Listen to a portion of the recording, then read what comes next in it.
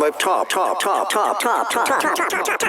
top of the Empire State Building. Pest Equity Business Podcast is back. We back. Expansion always, in all ways. Eye-opening episodes, sales, marketing strategies, entrepreneurial development, the everyday entrepreneur experience. So get ready to network to build your net worth. You're now listening to the Pest Equity Business Podcast. Welcome all and welcome back to another great episode of Pest Equity Business Podcast. On episode number 72, I want to talk about customer acquisition costs. Does it matter? And is your business currently wasting money on marketing? So let's discover the importance of customer acquisition costs. Now, don't get me wrong, growth is good, but growth at any cost is very, very bad. The best marketers in the world help their clients grow for the long term. However, periodically, marketers seem to go through a wave of collective insanity where they forget about the long-term part of the discussion and start to chase growth at any cost. Whether it's through inattention, ignorance, or excitement, marketers sometimes make very bad business decisions. So the question I received was, how can we protect ourselves from ourselves? How do we make sure we're not just world-class marketers, but also world-class business people? One of the most powerful tools we have available is actually just a simple change in how we think about the world. Let's talk about costs. How to think about costs in your customer acquisition strategy. Imagine this. Imagine you're coming up on the busiest season of the year, and you've been conducting an experiment with your ads to see which will generate the most revenue.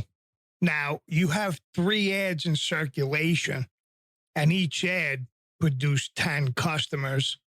If all you care about is optimizing for customer acquisition, you might think all 3 ads were created equal and allocate your budget accordingly.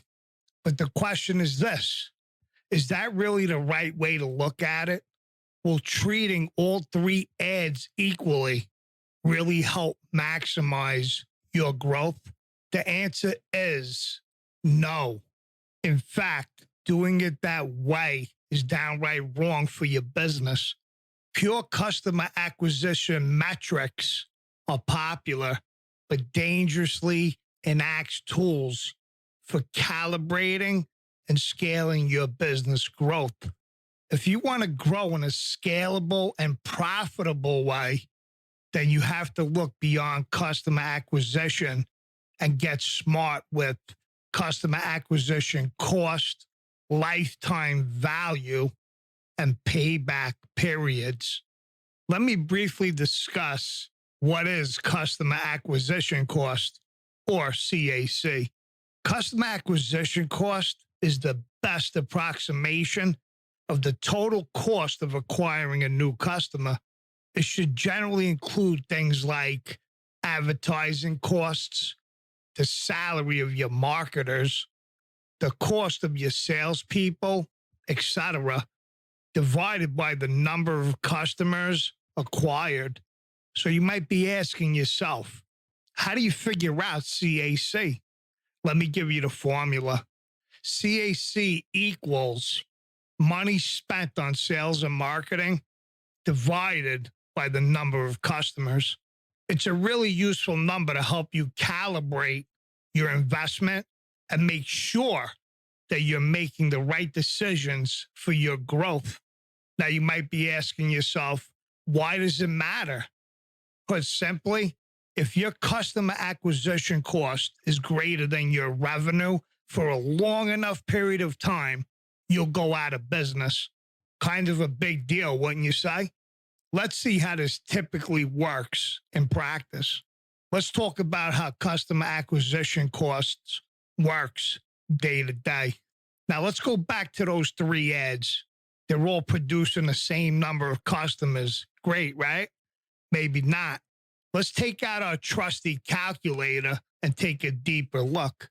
Let's assume you bought 100 clicks per ad, but paid different amounts for these clicks. For ad 1, it was $5 per click. For ad 2, it was $10 per click. And for ad 3, it was $20 per click. Multiplying clicks times cost per click tells us that we paid $500 for 10 customers with ad 1, $1,000 for 10 customers with ad 2, and $2,000 for 10 customers with ad 3. Now, that's helpful, but it's much easier for a poor marketer's brain to think on their per customer basis. So let's just divide number of customers into the cost for each ad. And now we'll see that your cost per customer is really different across each ad. With ad 1, we are paying just $50 per customer. Looks like we should be running ad 1 as much as possible and shutting down the other 2 as soon as possible. This level of information is already a breakthrough from where we started. By introducing basic costs into the mix, we now have a much smarter understanding of which ad to push aggressively over the busy season and which to retire immediately. But is that the best we can do? Not so fast. If all you do is introduce advertising costs into how you optimize your tactics, you're already making progress. But advertising is just a part of the cost of acquiring a customer. You almost certainly have a marketer sitting in seat reviewing data and planning your ad strategy. You paid them a salary, right? You probably had an agency help place that ad.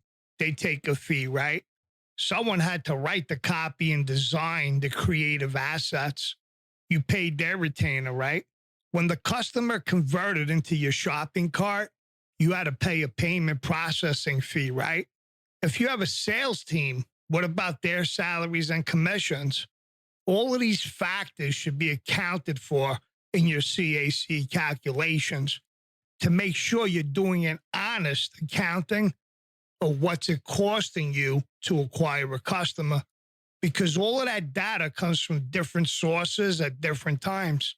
What that means in practice is that you'll be operating at 2 speeds with your CAC calculations. On a daily, weekly, and monthly basis, you'll be optimizing using the CAC and customer volumes that your advertising tools report with your online marketing team. On a longer-term basis, monthly, quarterly, and annually, you'll be using a more comprehensive view of CAC with your marketing, sales, and finance teams. Let me give you an even better way to use your CAC. Pair it up with customer lifetime value, LTV. That said, all this focus on customer acquisition cost can actually really cripple your business. And here is why. Costs are not necessarily a bad thing. In a growing business, costs should just be viewed as investments. Some of them are smart investments. Others make no sense. So your question is what? How can you tell the difference, right?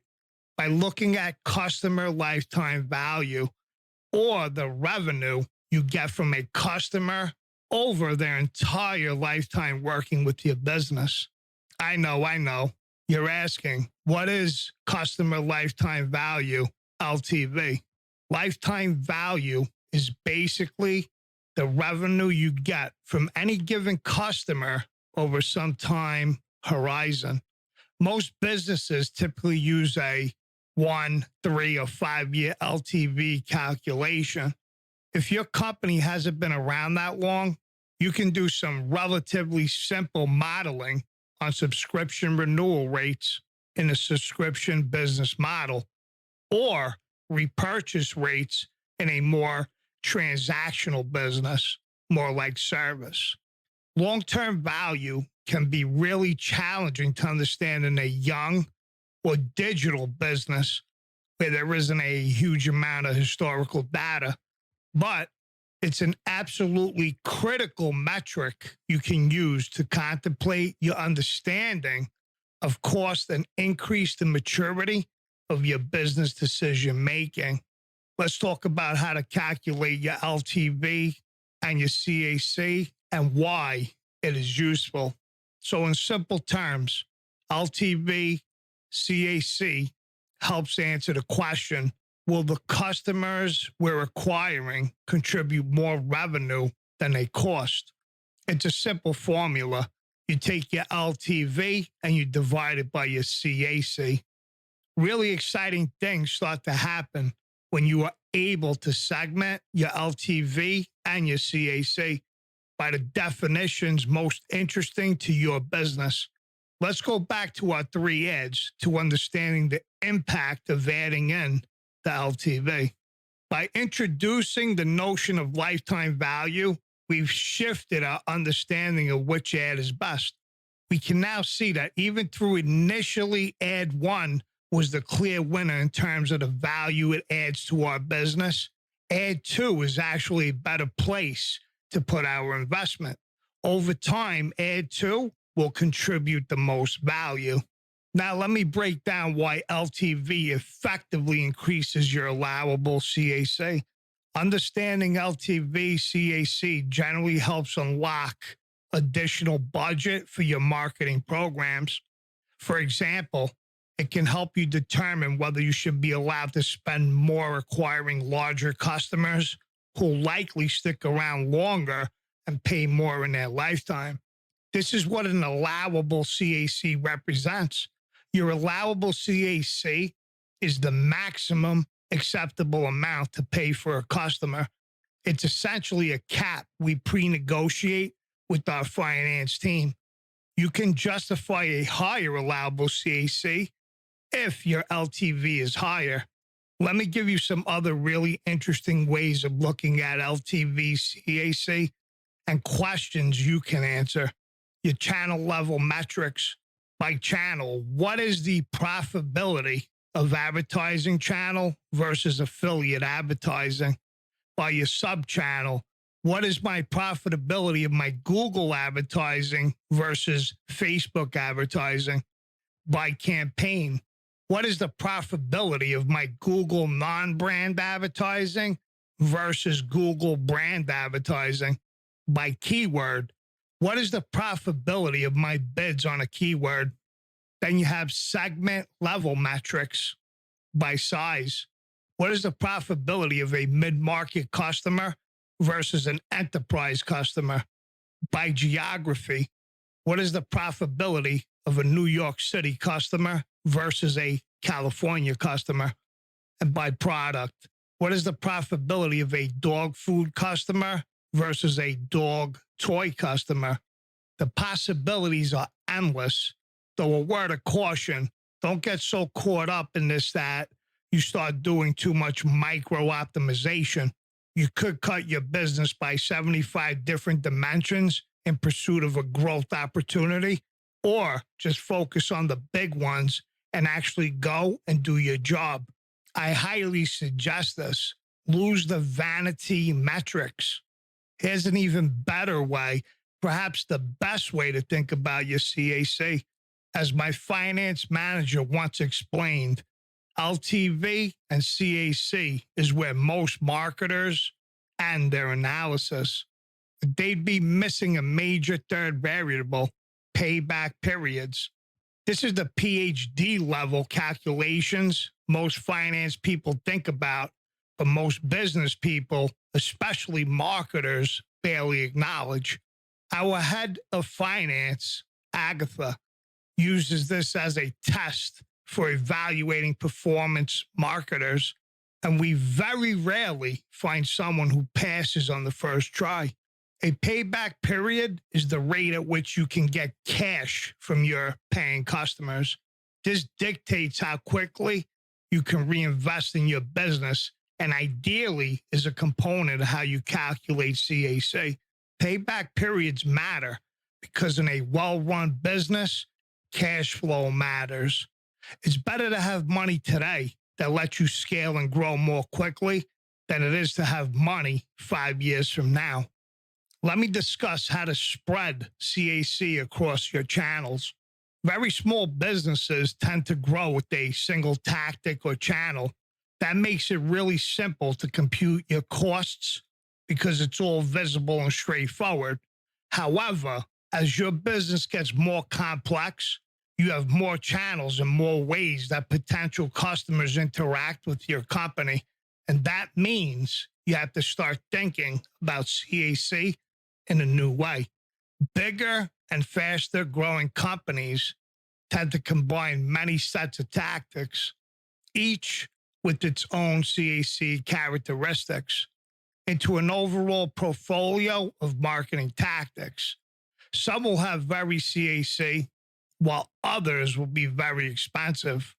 By understanding your CAC at a channel level, you can balance your budget across different aspects of your portfolio depending on what your business needs.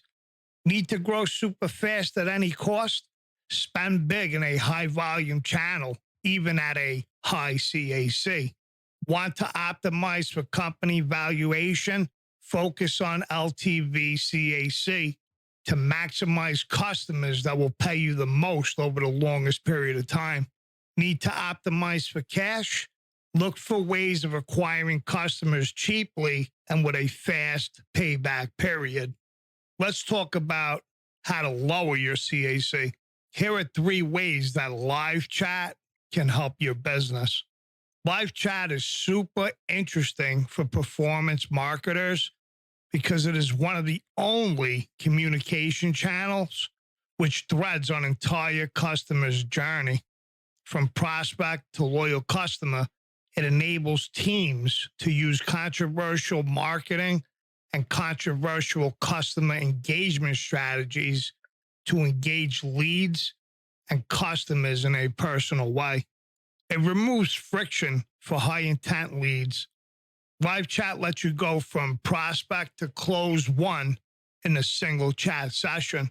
What's more, with the right live chat product, you can proactively engage visitors who meet certain qualifying criteria. That means spending a lot less on your marketing efforts and money driving people down the funnel. It increases your LTV. Our own data has found that customers who chatted with us first pay 13% more over their lifetime. They spend more with us over time because they're more loyal. Over the long run, they have a relationship. It also gives you more opportunity to sell. Live chat gives companies more opportunities to talk to visitors and customers at the moment they're most receptive to learning about you. More opportunities to talk means more opportunities to sell. If a seller is doing a good job, they're only selling useful features and ideas that help the customer do their job better. I really want to stress that growth at any cost is a recipe for disaster. The challenge of including LTV, CAC, and payback periods in your calculations is that it's difficult to do. Data tends to be messy and inconsistent, and startups especially haven't been around long enough to accumulate quality data. Nonetheless, as responsible marketers trying to drive growth, you owe it to your business to use costs and lifetime value to optimize your programs. If all you can do to get started is use the costs reported from your advertising tools, then so be it. That's better than nothing. If you can partner with your finance team on LTV and payback periods, even better. But no matter what, don't wait. Growth at any cost is a dangerous way to run a business. I want to answer 3 questions that were sent to me about this topic. The first question is, what is a good customer acquisition cost? Most commonly, businesses will benchmark their customer acquisition cost against customer lifetime value. A CAC LTV ratio of 1 to 3 is generally considered a good ratio, though it will vary greatly for different businesses. The second question, why is customer acquisition cost important? Customer acquisition cost is important because it determines how costly and ultimately how profitable growth is for your company. If CAC is too high relative to LTV, then growth won't be sustainable because acquiring customers will cost more than the profit generated from each customer. And the last question, how is cost per acquisition calculated? To calculate cost per acquisition, simply take the entire cost of marketing over a given period of time and divide it by the total number of new customers in that same time period. So there you have it. Is your business wasting money on marketing?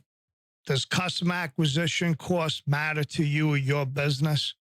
I want to thank you all for tuning in to another great episode of Pest Equity Business Podcast. I want to thank the gentleman who sent in the question. I hope that this episode answers it and helps you out. I also want to let people know that you really need to drop the vanity metrics that I see on social media and whatnot and concentrate on what's going to drive good growth and profits rather than what I see out there. Go check out my episode on revenue versus profits because I think a lot of you guys have it confused. Again, thank you for tuning in. I want to give a big shout out to all my people on social media. Go subscribe to the YouTube channel, and we're also on rumble.com, and we'll see you all on the next episode. God bless. Thank you for tuning in to another great episode of Pest Equity Business Podcast. Be sure to share, like, and subscribe. Follow us on Instagram at Pest Equity Podcast. Join the Facebook group and go subscribe to our growing YouTube community. Have a question or topic for the show? Want to be a guest on the show? Shoot us an email at pestequitypodcast@gmail.com.